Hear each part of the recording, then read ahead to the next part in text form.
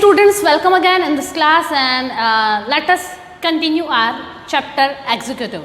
Students, we were discussing about the appointment of prime minister और एक fact जो हम लोग कंटिन्यू करने वाले हैं दैट इज़ ये बात तो ठीक है कि अगर किसी पर्सन ने लोकसभा का इलेक्शन कंटेस्ट नहीं किया हो उसको भी प्राइम मिनिस्टर बनाया जा सकता है फॉर अ टाइम बीइंग। जैसे मैंने आपको कहा एग्जाम्पल लिया था कि प्रेसिडेंट मुझे कॉल करते हैं, Rajni do you want to form a government or union government और do you want to be prime minister, तो रजनी यस कर देती है। तो इस कंडीशन में स्टूडेंट्स बात ये है कि रजनी को विद इन 6 मंथ्स रजनी को पार्लियामेंट का मतलब लोकसभा और राज्यसभा, इन दोनों में से किसी भी हाउस की मेंबरशिप लेनी होगी। मतलब इन दोनों में से किसी हाउस का मेंबर रजनी को बनना मैंडेटरी है, कंपल्सरी है विद इन 6 मंथ्स। ठीक है, लेकिन मान लो कि रजनी अगर नहीं बन पाती हैं with in 6 months, both houses में से किसी एक हाउस की मेंबर रजनी को बनना है, रजनी किसी हाउस की मेंबरशिप नहीं ले पाई, तो इस कंडीशन में रजनी से प्राइम मिनिस्टरशिप वापस ले ली जाएगी। तो कोई भी पोस्ट होल्ड करने के लिए 6 मंथ्स का टाइम रहता है कि विदाउट इलेक्शन 6 मंथ्स तक कोई पर्सन अपनी पोस्ट पे रह सकता है। विद इन 6 मंथ्स अगर उसको कंटिन्यू करना है तो विद इन 6 मंथ्स उसको मेंबरशिप लेनी पड़ेगी। आगे हम लोग स्टूडेंट्स बात करते हैं base of power. Before I explain the base of power, मैं आपको 2-3 चीज़ें और बता दूं related with the ministerial council. Students, आपने कई बार सुना होगा कैबिनेट, मिनिस्ट्रियल काउंसिल और अदर मिनिस्टर, स्टेट मिनिस्टर और इंडिपेंडेंट मिनिस्टर, ये चीज़ें आखिर है क्या? सुने और इसको अच्छे से समझने की कोशिश करें। पाई चार्ट के थ्रू मैं एक्सप्लेन करने की कोशिश करूंगी स्टूडेंट्स।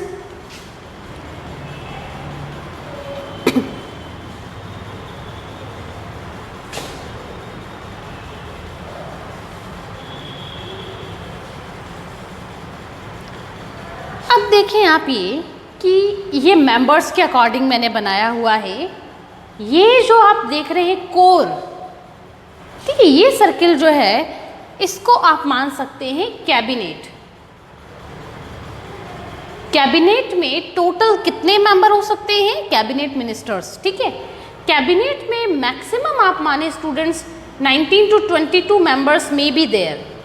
19 to 22 मेंबर्स में बी देयर। ये टॉप मोस्ट मिनिस्टर्स जो हैं हमारी कंट्री के, home minister, defence minister, foreign affair minister, finance minister, MHRD minister, तो जितने भी बड़े बड़े जो टॉप मोस्ट मिनिस्टर्स हैं वो मिनिस्टर्स क्या कहलाएंगे? वो मिनिस्टर्स कहलाएंगे आपके कैबिनेट मिनिस्टर्स। इस कैबिनेट मिनिस्टर्स के बाद जो सेकंड रैंक के, इनकी रैंक क्या होगी? रैंक 1।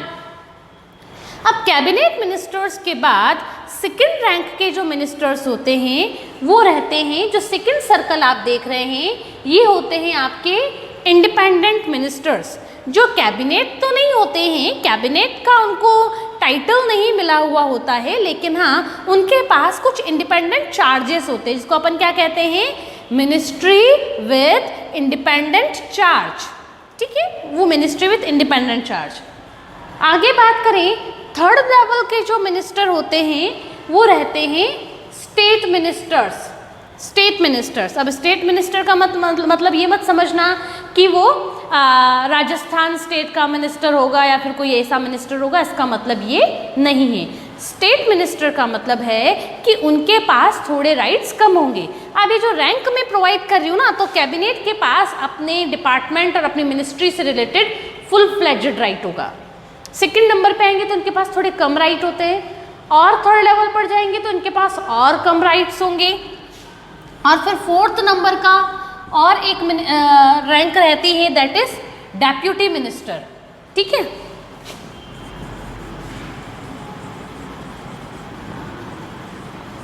अब डेप्यूटी मिनिस्टर जो रहते हैं उनके पास वो असिस्टेंट्स लाइक वर्क करते हैं विद द अदर मिनिस्टर्स।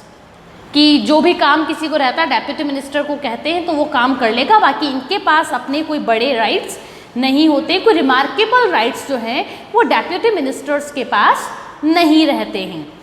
अब देखें यूँ आप स्टूडेंट्स कि ये सारे के सारे 4 ministers, cabinet minister, independent charge, state minister plus deputy minister, ये सब के सब मिनिस्टर्स को अगर हम लोग मिला दें तो बन जाती हैं ministerial council.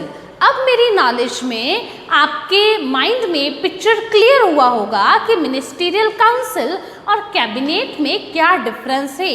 Cabinet is a small group of ministerial council, cabinet is a part of ministerial council, और जब हम सारे के सारे मिनिस्टर्स को मिला देते हैं तो बन जाती हैं मिनिस्टीरियल काउंसिल।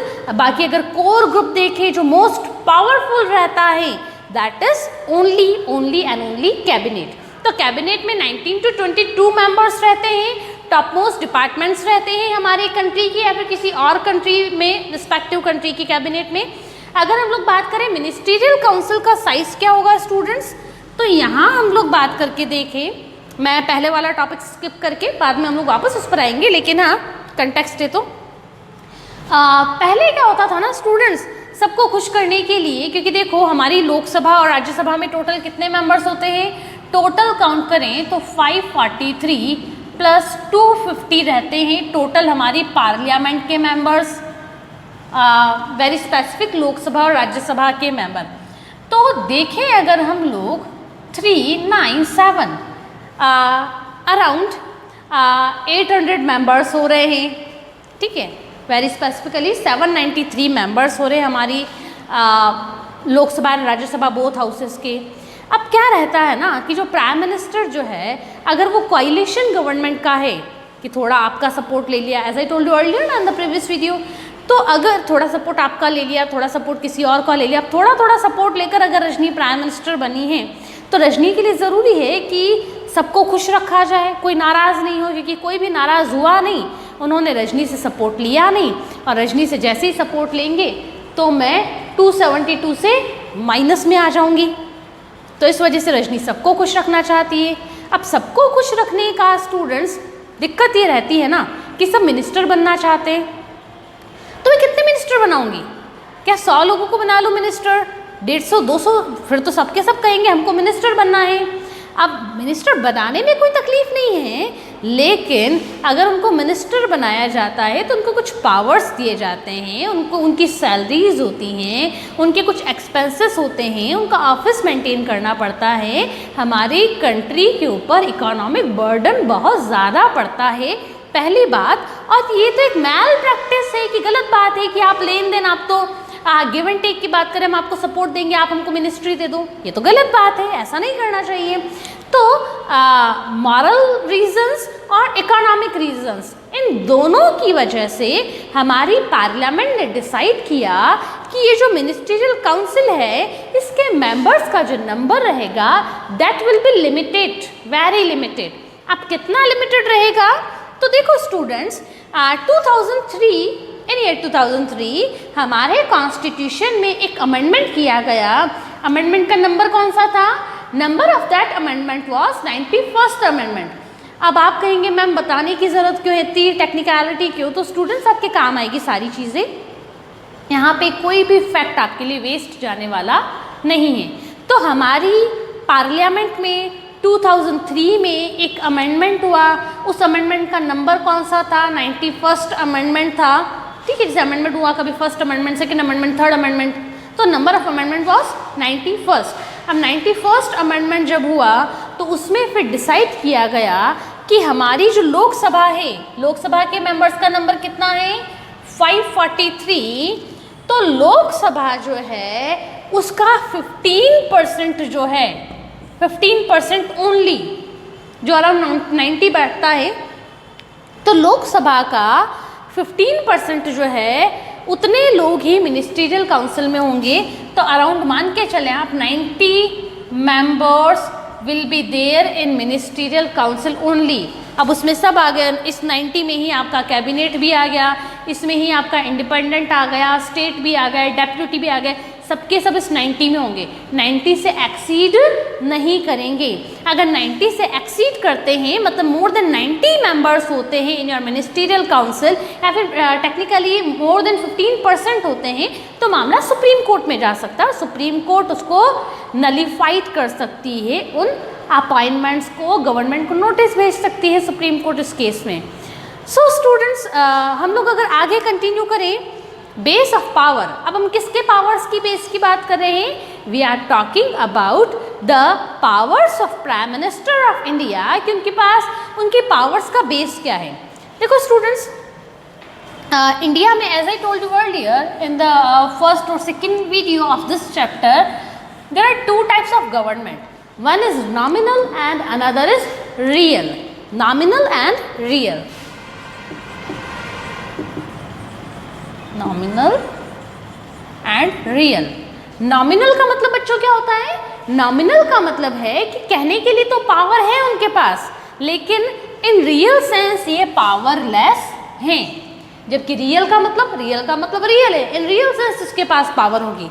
तो हमारे यहाँ नॉमिनल हेड कौन है हमारी गवर्नमेंट का? प्रेसिडेंट। जबकि रियल हेड है प्राइम मिनिस्टर। तो prime minister is the real head of our country.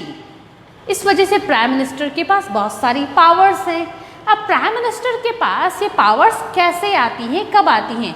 तो प्राइम मिनिस्टर्स की पावर्स के टू सोर्सेस हम लोग देख सकते हैं। One source is constitution. Constitution में प्राइम मिनिस्टर को कई सारी पावर्स दी गई हैं, ठीक है, फ्रॉम आर्टिकल 73 टू 78। ठीक है, प्राइम मिनिस्टर और मिनिस्ट्रियल काउंसिल की बात करें तो कहाँ तक मेंशन है? आर्टिकल 73 टू आर्टिकल 78 बात कर रखी हैं इन दोनों की। 73 टू 78 मिनिस्ट्रियल काउंसिल और प्राइम मिनिस्टर के बारे में मेंशन कर रखा है कि इनके पास क्या क्या पावर्स, उनकी ड्यूटीज़ और स्टेटस इनका क्या रहेगा। तो प्राइम मिनिस्टर की पावर का बेस एक तो कॉन्स्टिट्यूशन और दूसरा रहता है इनकी पार्टी पोजीशन। पार्टी पोजीशन की जहाँ मैं बात करूँ स्टूडेंट्स, तो इसका मतलब ये है कि क्या लोकसभा में जो 543 सीट्स होती हैं उस पार्टी को 272 सीट्स मिली क्या? पहली बात कि क्या प्राइम मिनिस्टर जिस बेस पर इलेक्ट हुआ है वो 272 सीट्स गेन करना था individually, means on the level of party, या फिर प्राइम मिनिस्टर भी छोटे दूसरे पार्टीज़ के सपोर्ट से बना है। अगर प्राइम मिनिस्टर कोalition गवर्नमेंट से बना है, छोटी पार्टीज़ का सपोर्ट लेकर बना है, तो प्राइम मिनिस्टर के पास इतनी पावर्स नहीं होगी। लेकिन अगर prime minister just like Narendra Modi government, क्योंकि नरेंद्र मोदी गवर्नमेंट के पास ही सफिशिएंट सीट्स थी, मोर देन 272 सीट्स थी, तो जब बीजेपी के पास इंडिविजुअली सफिशिएंट सीट्स हैं तो प्राइम मिनिस्टर क्या रहेगा? स्ट्रांग रहेगा।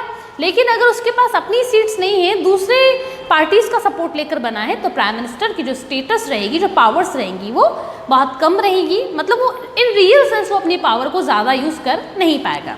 Students, this is the end of this video, and in next video we will continue this chapter. Till then keep learning.